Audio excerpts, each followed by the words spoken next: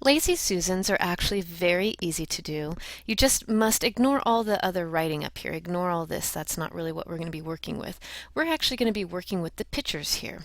Keep in mind for the measurements, this 3/4 is if you had a thermofoil door, but I'm assuming you're probably most likely going to be doing a Lazy Susan for an unfinished door, which means the thickness of this door and the thickness of this door is actually going to be 13/16. So please remember that and write that down.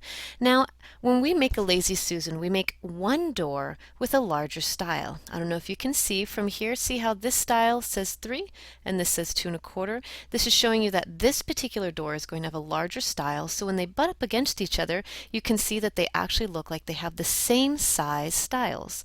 Now, in reality, our stiles are actually 3 1/4. So when we make a larger stile, the stile is actually 1 inch larger than the other stile. So the most common size stile is going to be 2 1/4.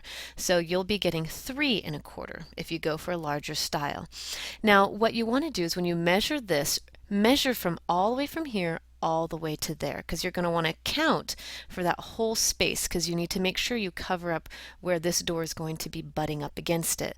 All right, so when you measure your doors, ignore the fact that the stile is 3 inches. Like, don't assume that's going to affect your measurements. You just want to make that whole door right here to be that whole length. All right, you just want to make sure you make a note that you want the stile to be larger. All right, now this door, keep in mind it will be butting up against it. See how it butts up against it? So account for the thickness of this door, which is actually 13/16 for an unfinished door.